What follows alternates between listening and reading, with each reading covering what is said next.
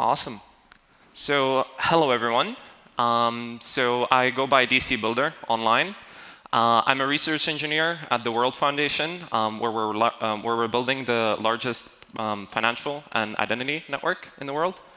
And today I wanted to talk about privacy and identity at scale. So what does that mean, right? But first of all, like a lot of people, many of you might have heard of World or WorldCoin before, but I want to reintroduce these concepts so that you sort of know in the context that I'm going to be speaking about identity and privacy. So what is World? So the main four products that you may know that we've built are World App, World ID, World Chain, and WorldCoin. So World App is the client or the mobile application, the front end that you use to interact with all of the services that we build. It's a front end to the World App wallet, which is the Safe Smart account powered by account abstraction. And it's a front end to World ID, which is our privacy-preserving proof of personhood protocol, which I'll get into later. World Chain, it's an OP stack L2, part of the superchain, which is on Ethereum, of course. And it's the network that all the World App wallets are deployed on and all of our services run on, right? So all of the transactions from World App, the tens of millions, hundreds of millions of transactions to date, that all have happened either on World Chain or on previous networks before we launched World Chain.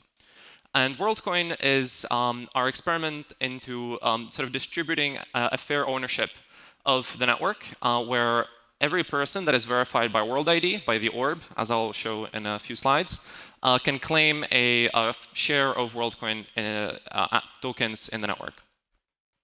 So this is the orb. Maybe you've seen it if you've already been to the 4th floor, the Ruby area. And so the orb is a device that allows you to prove liveness and a personhood, essentially, like prove that each person is a unique and real human being. So the realness part, we call liveness, right, allows you to prove that the person standing in front of the orb is an actual human. And the second one allows you to prove that, like, based on iris biometrics, that person is a unique human. So this is what the orb looks like blown apart. There's lots of components. So there's like the motherboard, cameras, GPU, lots of other things. I'm happy to chat with you about it if you're around our booth, essentially on the 4th floor later, or you can just DM me. This is like general flows of the app that you can do. You can reserve yourself to get verified. You can use the wallet, right, like on-ramp through like fiat on-ramps or just on-chain assets, exchanges, etc. And this supports all of the markets that we're deployed on, right? Like most of the markets. For each market, you have different on-ramps, off-ramps. Like if you're in Argentina, you have a different on-ramp than if you're in Europe, etc. This is World ID, and is the front end that you use to sort of create proofs of personhood and about your identity. And one of the things that we released recently are mini apps. So mini apps are third-party applications that you can build on top of World App to distribute to our user base. So these are sort of I just wanted to show some mockups and UIs of like what the things that we build actually look like. So you're familiar about what I'm going to be talking about next. So what is World? To me, World is real-world Ethereum. And why? Because I think that we're the ones that are sort of distributing the technologies that Ethereum has been building for the last decade, pretty much. In numbers, we have about 13.4 million verified people by the orb, 28.8 million downloads of the app across iOS and Android, which is among the top 3 of all like crypto-native applications, if you consider MetaMask and Coinbase Wallet, etc. We have about 1.6 million daily transactions on World Chain, and we've distributed about 610 million tokens to people all around the world. So something that also a lot of people do not know is that everything that we've built is open source, from the orb hardware to the firmware to the biometrics to the cryptography libraries. Most of the things that we build is open source, bar some like infrastructure services and some other security things. So back to the topic of the title, which is identity and privacy at scale. In order to reach that, we need this technology called client-side proving, and client-side proving in the context of zero-knowledge proving specifically. So what are the requirements? Yeah, OK, you can read it pretty well. So the requirements for building ZK apps at scale are the following, at least for us in our context, right? The privacy needs to happen at the level of the device that the user controls. Like all of your private information that you're creating proofs about cannot leave your device that you control, otherwise it loses privacy. If I'm delegating, in the context of ZK, we call this thing witness, which is like the context of public and private data you put into the prover. This sort of witness needs to be at the level of the client. It cannot be shared with the server because that server will be able to compromise that information by sharing it further, or like maybe if you use a trusted execution environment, if you're familiar, it can be compromised because of hardware security, supply chain issues, and so on and so forth. So we strictly care about creating those proofs at the level of the client or at the level of the user, which in our context is World App. And World App runs on phones, iOS and Android. Which leads me to my next point, which is low-end hardware support. If you're actually building an application that wants to be distributed to hundreds of millions or billions of users, you're going to quickly realize that the phones that people have out there are not the latest flagship phones that you and I may have. Like people usually don't have like the latest iOS, Android phones, right? So they don't have like a iPhone 16 Pro or like Samsung Galaxy S24, S25 Ultra. These are not the benchmarks that you should aim for when building ZK applications or privacy-preserving applications at scale. You should build towards like a low-end device, Android phone from like 2013 that has like 2 gigs of RAM, very low CPU, like very few cores, and something that essentially the everyday person around the world may have.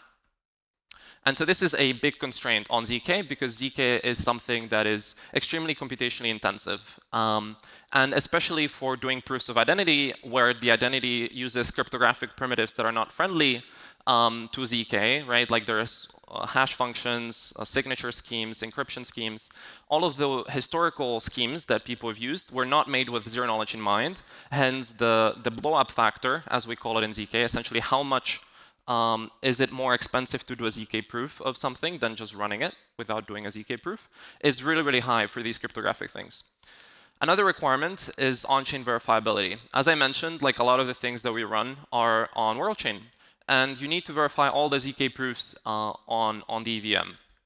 And this comes at a big cost because we have millions of these transactions, right? Each transaction is a gross 16 proof currently, and all of them, like if you think of like millions and millions of these transactions, like let's say 10 to 20 million transactions a month, each transaction has a zero knowledge proof in it. So even the data of the zero knowledge proofs becomes a bottleneck because you need to post that data to L1.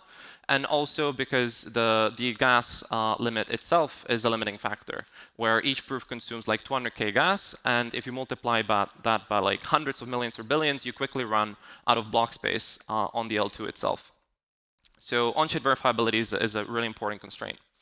Another one is UI UX, which a lot of people historically in crypto have disregarded because the technology was not working, hence why optimize for UI. But now that these technologies are pretty much there, like L2s, account abstraction, some ZK tools, like a lot of the technology is already there. The problem is how do you build products that are compelling for hundreds of millions or billions of users? People will not use your app just because it like allows them to do something. It needs to be better than the things they already have. And so we really care about UI UX, and there's a lot of things that go into that. One of them is performance, which means that like the app cannot take like 10 minutes to create a ZK proof on the device. It needs to be like ideally less than a minute for the lowest end device of the spectrum. Another thing is UI UX, right? So you need to teach the user or like show the user in a very intuitive way what the user should do with their identity. Like how do I create a proof of person? That thing should feel very intuitive and seamless. The application should have good UI and design, and it should feel like something that's an extension of themselves as opposed to a friction point that they need to interact with. Like historically we've been like used to like using websites, but the MetaMask pop-up historically was a friction point. But now with account abstraction and other things, you can just like do things in a more seamless way that doesn't go in the way of using an application. Another thing is it needs to eventually become issuer and client agnostic. Currently, there's a lot of ZK and identity protocols out there, but there's none really that allow anybody to build their own sort of credentials and identity on top in a really like comprehensive way. And so in the long run, we want to make all of the things that we build open source, right? Like a lot of the tools are open source, but in the name of that, you also need to decentralize access to them. Like somebody should be able to create their own credentials. Somebody should be able to build their own client to create proofs about those credentials, and so on and so forth. And last but not least, great developer experience. Developer experience is important because developers otherwise building applications on top of your protocol will not use it if the API is really bad or the performance is bad or they cannot tweak it in the way that they want to. Maybe if you've seen the Rust Ethereum ecosystem with tools like Foundry, Reth, Alloy, a lot of those tools are extremely modular and they're really well abstracted away for developers, and developers can change different bits and pieces to match their use case. And so whatever we're building also has to have those values in mind. You need to sort of make it so that the developer can tweak things to sort of fit their use case. So this leads me to what are our efforts currently to solve this client-side proving effort. So we're using this programming language you may have heard of called Noir. It was built by the Aztec team, which is a privacy layer 2 on Ethereum. And Noir is what we call a ZK DSL, or a zero knowledge domain specific language, programming language, you can think of it as. And this Noir language has been adopted by ZK developers worldwide, and there's lots of applications been built already. One of the reasons why we built Noir is because the developer tooling is really well built, and it uses a lot of the tooling from the Rust programming language. And it has a good abstraction for developers. As I mentioned, like you can tweak bits and pieces. So when we came to Noir, it was a lot more friendly for us to make our own changes to it to support our use case, rather than using another tool like historically things you may have heard of like Circom, or maybe some other more purpose-built things like Cairo and Stu from Starkware, and so many other ZK tools that are out there. So we built this Noir backend, which means you preserve the programming language, you just change almost everything that is behind that. Like how do you create these zero-knowledge proofs? How do you verify them on chain? All of that is different than the Aztec backend, which is called Brandenburg, for those who are interested. So we have them in this GitHub repo called ProofKit under the World Foundation GitHub. I'm super happy to walk you through that later if you want to and talk more in depth. But this is the thing that powers our ZK identity, or is going to be powering it in the future as we release it. So this, in my view, is what gives you privacy in the palm of your hands. Like you have a performant client-side prover, right, that meets all of the constraints from before, right? Like a client-side prover that meets all of these use cases and all of those constraints. So it gives you privacy in the palm of your hands, essentially. So what is ProofKit made out of? So this is probably the most technical slide. Please bear with me. So Noir is the beginning, right? Is the average developer will be using Noir to program circuits. Eventually, ideally, we can even have like virtual machines, like ZK virtual machines that are for client-side proving. But currently, those services or those products are not performant enough for our use case. But for now, let's assume the developer starts with Noir. Noir then compiles with Nargo to Noir Acer. Acer is the intermediate representation for Noir, which essentially is a set of sort of like representations of the program that you can then compile to a zero-knowledge circuit. So then from Noir Acer, we go to this thing on the top right called GR1CS. R1CS stands for Rank 1 Constraint System, and it's what we call in the ZK world an arithmetization scheme. Essentially, how do we convert a program that a developer writes to a set of mathematical constraints and polynomials, if you've heard of that concept before, that you can then work with in cryptography land. So once we have these polynomials in R1CS or GR1CS, which is a different flavor, you commit to them with this polynomial commitment scheme called WHIR, W-H-I-R, and then you do a Spartan proof. Spartan was a proving system built in the 2020s by the Microsoft research team, Srinath Sethi and et al. And they built this really performing client-side prover. One of the problems with original Spartan was that the proof size was too big and it was not EVM friendly, and there were a bunch of other constraints. And so this is something that we built because the WHIR, for example, the WHIR is a new paper. The polynomial commitment scheme came out last year by the EPFL alumni. And so we use this polynomial commitment scheme and this proving scheme to create this performant client-side proof locally. Once we have this client-side proof, which is really fast, and you have zero knowledge at the level of the user, you can send this zero knowledge proof to a server. The reason why you can do that is because you already have privacy. The witness stayed at the level of the user, right? Like the private information stayed at the level of the user. And now you can just delegate the proof and the statement to a server to make it EVM friendly or on-chain friendly. And this is what is the Gnark Groth16 level. So Gnark is a tool chain built by Consensus, and it's what they use to write circuits for example, Linea, their L2. And so Groth16 is a proof system that is incentivized and subsidized on the EVM because there are precompiles. And these precompiles in the Ethereum virtual machine allow you to verify elliptic curve pairings, which make it essentially cheaper. It's an optimization in Ethereum that makes it cheaper to verify Groth16 proofs. Because if you wanted to verify Spartan proofs, it would be too expensive if you create hundreds of millions of these proofs. It would be infeasible. Also because like the data availability constraints of L1 and other things. And in the end, this Groth16 proof that you create on the server, you can verify it on-chain. And so you have an end-to-end stack from the statement about yourself, like the whatever proof that you have about your identity, and you can verify that on-chain. Another sort of honorable mention is the skyscraper hash function, which we helped implement. But it's a really nice paper. I recommend you reading it. It's a really performant, ZK-friendly hash function. And so this is essentially what ProofKit is. It's a set of implementations of all of these intermediate tools that allow you to create an end-to-end, really performant client-side proof. So I've been talking about the technical side of things, but what does this actually enable, right? Like most of you, I presume, that care about the use case and like what identity and privacy actually is. I'm going to talk about some of the context when it comes to worlds and world ID, but this is not just the set of tools for us. Like we care about making this client-side proving tool usable by all and for all, and so that it serves everybody else's purposes as well. So the first two things that we've started with is proof of personhood, right? Like proving that I am a member of a set of verified humans by the orb, which was what we support with World ID. The second thing, which we're rolling out as a set of products that we deem NFC credentials or World ID credentials, essentially allow you to create proofs of any NFC-powered document. You may have seen like digital passports, right? Like, or you have a digital passport yourselves. These passports in them have an NFC chip, and this NFC chip has all of your data about you. It's hashed, and then there's a sort of set of signatures that go all the way from your government issuing entity to that document.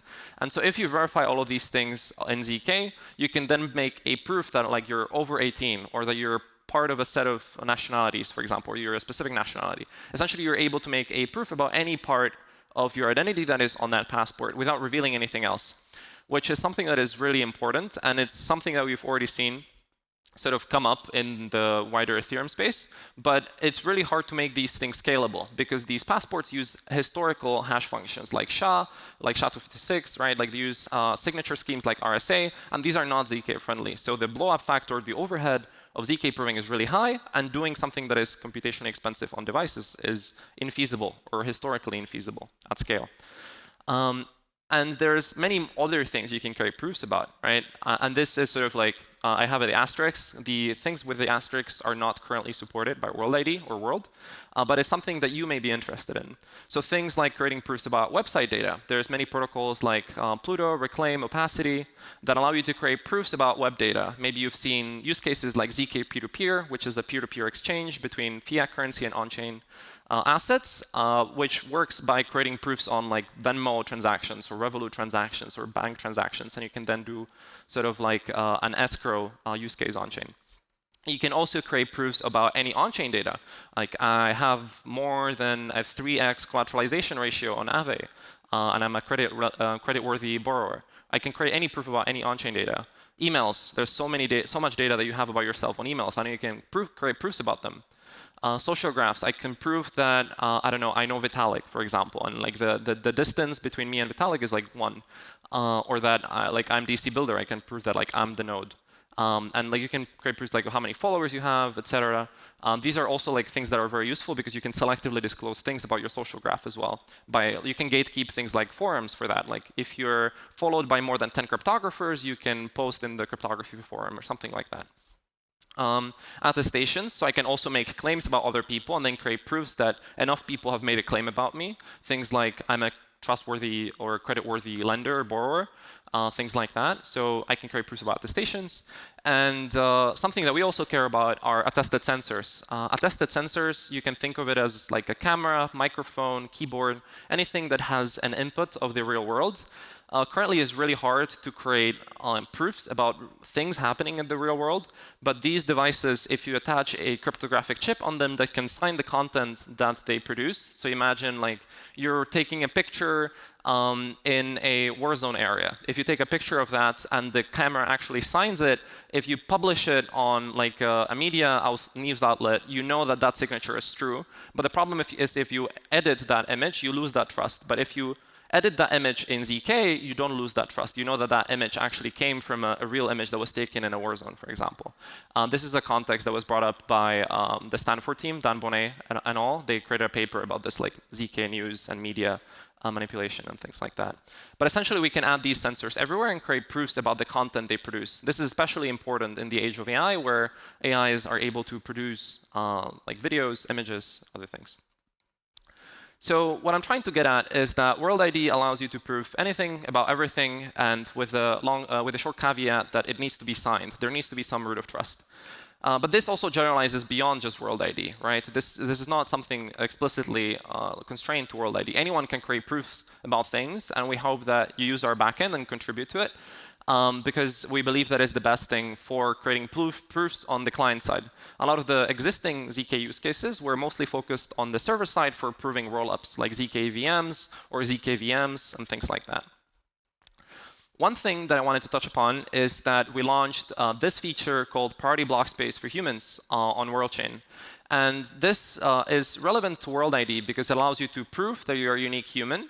And by proving you're a unique human, you can get a reserved slot on WorldChain, and you don't have to sort of compete with the transactions that are made by bots, essentially. If you're a unique human verified by World ID, you create your zero-knowledge proof of personhood, you can transact in a separate space than other people or than other sort of users that are not verified. And so what this is useful for is that in times of congestion, real users do not get spammed by like arbitrage transactions or MEV or other things. And so we launched this last week in collaboration with Flashbots, Paradigm, Optimism, Alchemy, and many other partners. So I wish you try that out. It's really nice. And back to privacy and identity. One of the biggest constraints currently that I think are out there is that we cannot have privacy unless we have shared private state. A lot of the state currently that we have is like at the level of the user, it's client side, but we don't really know. We don't really have a way to work with state that was created by other people, right? Like let's say we have a private smart contract, like a private DEX or a private, I don't know, lending borrowing protocol. It's really hard to keep the state private if you blind it in some way and share it across multiple people. So another thing that we're working on with teams like Tasio are shared private state. So some of the use cases I wanted to briefly touch upon are anonymous multi-party computation, or AMPC, which is our sort of implementation for keeping all of the sort of iris biometrics derived data called iris codes. Essentially, the way that we measure uniqueness is fully privacy preserving and anonymous. So we build that as well. But it scales to other things, like general purpose privacy blockchains like Aztec. I have a friend from MIDEM in the audience as well. So these people will have to use these shared private state blockchains or like shared private state primitives to build privacy applications, because otherwise you cannot share state in a private environment. Another thing is institutions, right? Like if we're building applications that solve real-world use cases, you cannot have a public balance sheet of your company, like doing all of the transactions, everything you do publicly visible. So private state is a primitive that I hope more people in this space work on. Very fast, I'm just going to cover this. If you want to reach millions of users, or tens of millions of users now, you can build a mini app on World App and use that as your distribution point. The reason why is because we have, as I mentioned earlier, like 28.8 million users, 13 million plus are verified, and lots of them are using the apps on top of World App, which are called mini apps. You can build one yourself, and through the MiniKit SDK, you can tap into all the World App APIs. The reason why it's relevant to ZK and identity is because in the future, we'll most likely build an API that allows you to build your own circuits in Noir. At least that's my personal wish, which would allow any builder of a mini app to build sort of their own identity applications. But yeah, thank you very much, and thank you for listening.